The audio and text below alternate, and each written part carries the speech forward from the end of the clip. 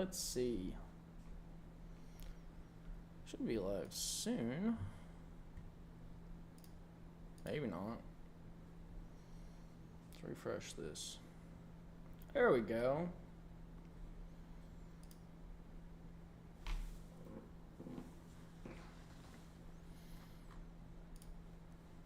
Let's see. Still getting my post out. Hope everyone is having a stellar day.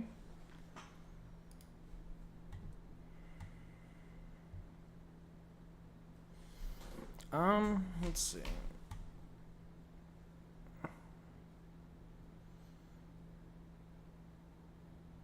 Yeah, that works. That'll work.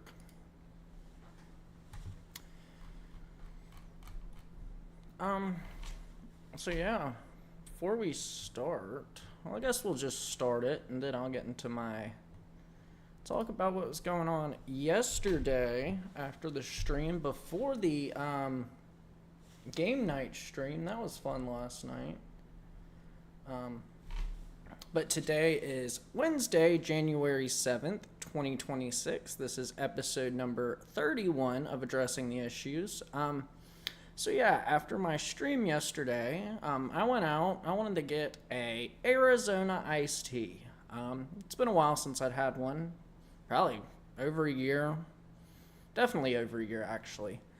I went over there, went to the gas station, and pick it out, take it to the counter, and it was over $2. Over $2 for an Arizona iced tea. I thought that was crazy. I remember you used to be able to get those big old cans for like 79 cents, 99 cents, depending on where you were. But it cost over $2 with tax to get one of those. I was shocked. West has fallen, I guess. But I guess we'll get into the news today. I just thought that was interesting. Can't believe it is over $2 for what used to be a 79-cent drink. So the main story today, a legal observer or protester, depending on who was asked, was shot dead in the face today as the recorder, the person recording the video, said in Minneapolis after trying to run over ICE agents with her car. The middle-aged white woman, according to the police chief, was trying to block ICE on the road. When the woman was confronted, she put the car in reverse, backed up, and attempted to drive forward into an ICE agent when shots were fired by the ICE agent in self-defense. After she was shot, the car continued accelerating before crashing into multiple other cars. I already posted this on X, but I have some life advice for everyone. Do not attempt to run over armed people with your car, particularly easily identifiable law enforcement. That is absurd. The Mayor Jacob Frey and Governor Tim Walz are doing nothing to calm tensions today. So I suspect we're likely to see another Summer of Love situation unfold tonight. Mayor Jacob Frey in a press conference only had to offer the quote, "ICE, get the F out of Minneapolis. We do not want you here," claiming that the attacker's death was on ICE.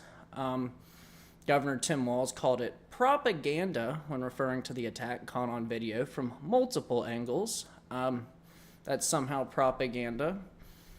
A civilian recorded video is now propaganda, everybody. During his press conference, Governor Tim Walz was worried about the Insurrection Act being used if the protest, aka riots, got out of hand today. As of around 2 o'clock local time in Minneapolis, local police have pulled out of the growing protest, and Minnesota State Police are already preparing for public demonstrations later today. With comparatively mild weather in Minneapolis, maybe the First Lady of Minnesota will be able to sleep with the windows to her mansion open tonight so she can smell the city burned down again. I think that's exactly where we're going to be heading with this. And the mayor and governor have been, insinuating this violence for weeks, claiming that someone would die, and now someone has. I thought that they meant that it would be a ICE agent. Unfortunately, unfortunately, somebody died. But it was a civilian. It was a person who was attempting to run over a uniformed officer with her car and was fired upon. I think most of us as children learn not to attack police, nevertheless to not use deadly weapons on them. But I guess some of us did not learn that, and at the ripe age of 30-something, 37, I believe. I think by 37 you learn not to attack uniformed officers. Maybe not. Maybe I just had really good parents or something. But I learned that from a young age. A second, major story today. The U.S. seized the Marinera Tanker. This tanker was not filled with delicious red tomato sauce. It was filled with oil. The Marinera was also called the Bella 1 and is a Russian-flagged oil tanker that was seized in the North Atlantic today with support of British armed forces. The sanctioned ship is part of the Shadow Fleet with ties to Iran, Hezbollah, and Venezuela. The ship had left Venezuela and was was nearing the exclusive economic zone of Iceland before it was seized. This tanker was presumptively headed to Russia, given where it came from, where it was heading, where it was seized at. The U.S. has previously attempted to intercept the ship near Venezuela on December 21st when it was under the name Bella 1 and the Guyanese flag, but during its transit through the Atlantic, the name was changed to the Marinera, and the Russian flag was painted on the hull of the ship. The same ship was reported to soon be escorted by a Russian submarine and naval assets as they were deployed by the Kremlin to provide the ship with a security detail. So, obviously, this oil on this ship was rather important if you're willing to deploy a submarine and naval assets for security. But it was seized today, and I guess that ship will be headed to the U.S., and we will use that oil. So I guess thank you, Russia. Thank you, Venezuela. Whoever you want to thank, we'll take the oil. So we got a little Epstein Files update. It's just a short one. Like I've said, I'm tired of covering this. It's been in the news all the time. But the Department of Justice has approximately released only 1% of the Epstein Files, which were, by law, required to be released in full on December 19th through the Epstein Files Transparency Act. We still have not seen anybody held in contempt of Congress over this. I hope we do. We have the right to know. We have the right that the victim should receive justice. The U.S. is a law and order-based society, and this is anything but. In a, interesting, on to another story. In an interesting development today by the Department of Health and Human Services, the food pyramid we grew up was completely flipped upside down today with emphasis on high-protein diets. The new pyramid advocates for 1.2 to 1.6 grams of protein per kilogram of body weight daily, emphasizing pairing these with healthy fats. 3 servings of vegetables per day, 2 servings of fruit per day, and whole grains instead of grains in general, with the target of 2 to 4 servings per day.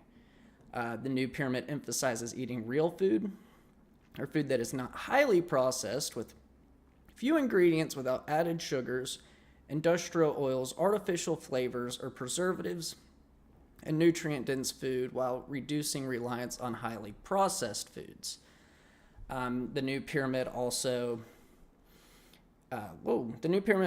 emphasizes healthy fats such as meat, seafood, dairy, nuts, olives, and avocados. And the new pyramid also emphasizes that it is not a strict diet, Directly quoted from realfood.gov, which is the website in which this was uploaded to. The pyramid is a flexible framework meant to guide better health choices, not dictate meals. It supports cultural traditions, personal preference, and different lifestyles while reinforcing one core goal: eat real foods most of the time. This ties greatly into the next guest episode I'm going to be having, which will be released on Saturday this week. Like I said, we're going live Monday through Friday now. With the guest episode, we do talk a little bit about how to eat better. So, I mean, I hope you guys will check that out. It ties real well in with this. You know, I think we're going to see people put on 25 plus pounds in the next year in protest of trying to eat healthier, trying to be a more healthy person, just because the current government says to do so. But that'll be interesting. You'll be able to tell who. They'll be shopping for new clothes often. And they'll be looking a little bit plumper than they did at the beginning of the year. So, yeah, keep an eye out for that. Could be funny. And remember, going into this new year, another way to stay healthy is to not challenge federal agents with your car, or any armed person for that matter. People are 0 for 1 this year so far, and I believe they will continue to be 0 for until forever. So let's try and be healthy this year. It's not a bad idea. Makes your life better. I wish I did better. I think next time I go to the grocery, I'm going to be taking this advice and, you know, trying to make better decisions, especially with the whole processed grains. That's a big one. So, President Trump made a post on Truth Social today, which I will summarize while still directly quoting key parts. For a very long time, buying and owning a home was considered the pinnacle of the American dream. It was the reward for working hard and doing the right thing. I'm immediately taking steps to ban large institutional investors from buying more single-family homes, and I will be calling on Congress to codify it. People live in homes, not corporations. I will discuss this topic, including further housing and affordability proposals and more, at my speech in Davos in 2 weeks. I'd like to know what these are. I can't wait. But I think this is something I think everyone can get behind. You know, that is not, I guess, a private investor or a private equity investor in housing. As long as you're not that, I believe this will benefit you, being a homeowner.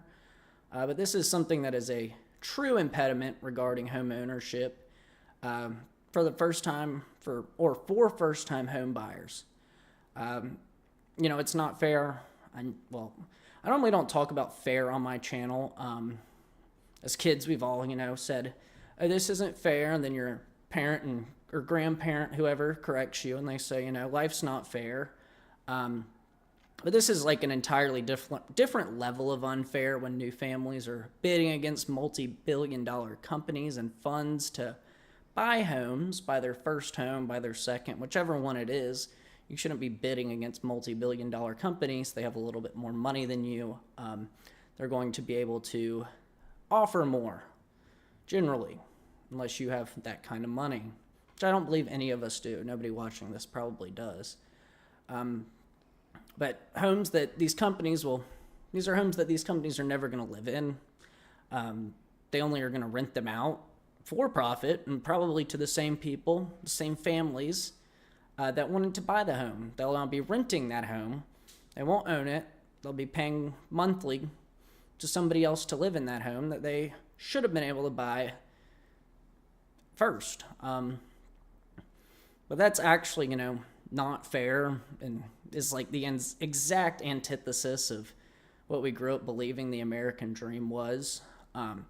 So I think, you know, it's a good step. I hope I hope the government does something to protect Americans from these private equity companies, these investors, from snatching up all the homes and make, you know, buying a house more affordable, especially for first-time home buyers, families, things like this. Obviously, I have no need to have a whole house myself right now, but it's definitely something I look forward to, you know, having a house, having a yard, somewhere where your kids can play. You can have a dog, let it go out and run around, put it in the backyard, and, stuff like this. But I think, that is the American dream, is to have your own property. So I hope President Trump will actually do something about this. I know it took an entire year to have a housing plan, but if this is the plan and it is going to allow people to buy homes and not compete against multi-billion-dollar companies, I think it's a good start on a plan for sure. Before we wrap up for today, I had been reading, it's midterm season. Everybody is, putting out their literature, running campaigns on social media. But I've seen this word, pro-American politician. And it's really confused me. What is a pro-American politician? Shouldn't any politician be pro-America if they are running for office in America? This is just something that's confused me lately. I've been seeing it a lot, been getting sponsored ads, stuff like this. It says pro-America politician. That's just deeply troubling to me. That means that there is somewhere an anti-American politician running for office in America, which is disgusting, strange, weird, whatever you want to call it. But that's just something that's rubbed me the wrong way recently. I guess along with the Arizona tea dilemma, just things are going crazy here. That's all we have for today. I'll be keeping a close eye on what happens in Minnesota tonight, in particular Minneapolis. I think we may have another summer of love situation there. 2020 was a time to be alive. But yeah, I think, we're going to see riots in the streets probably all night tonight, or I guess until people get too cold. Maybe they'll just start a fire in a building and stand next to it. We'll see. But that is the current status of what's going on right now. If you have the stomach for it, I would recommend you watch the video. The videos, I've seen 3 different angles of what happened today in Minneapolis. You can come to your own conclusions on this. I'm not going to show them on here because I like having a channel. But you should watch them, come to your own conclusions, particularly what appears to be a video from the 2nd floor of a residential home on the street. Makes it really clear what happens. But I'll let you draw your own conclusions from that, whether it was a murder, like some people are calling it on the internet, or was it self-defense? A car is considered a deadly weapon, so I'll let that factor into your decision. But if you do have the stomach, try and find the video. They're everywhere right now.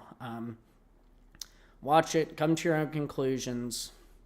It's a sad situation. The politicians inflamed it there, and I think likely the average citizen, the small business owner, is going to pay the cost for it tonight and into the coming days. Which is unfortunate. Small business owners didn't do anything to deserve this.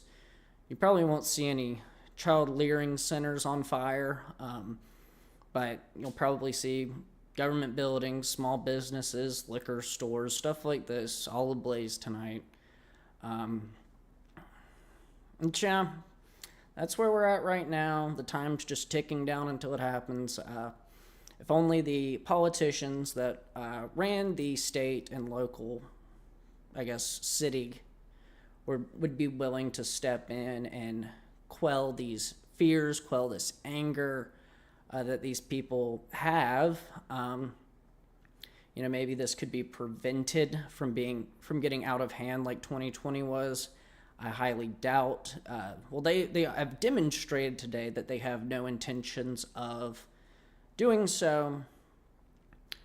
But yeah, keep your eyes on it tonight. I'm sure you'll see a lot of crazy videos come out in the next I guess, 12 hours.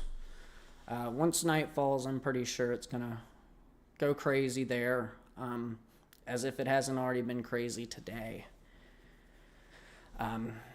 Yeah, Jacob Frey, Tim Walls, it's time to be leaders. It's time to ensure that your citizens are safe, that their businesses are safe. I mean, obviously, I don't think they're going to do anything to stop this, as they've demonstrated through their rhetoric today, and in past days, claiming that somebody would die. Now somebody has died. We're going to see if they're willing to stand up. Like I said, the local police have pulled out of the situation. The state police have been called in. The National Guard is on call, but they haven't been deployed yet. So that's where it is right now.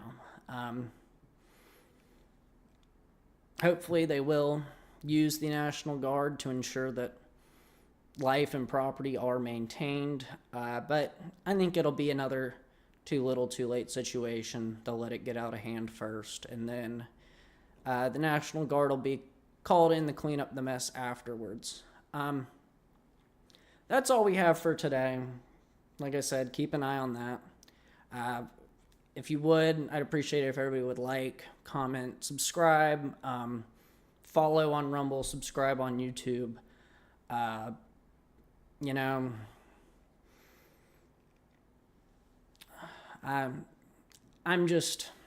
not looking forward to what's going to happen tonight. I think that might not be the only death experience today, particularly in Minnesota. So we'll keep our eye on it. I implore you to do the same.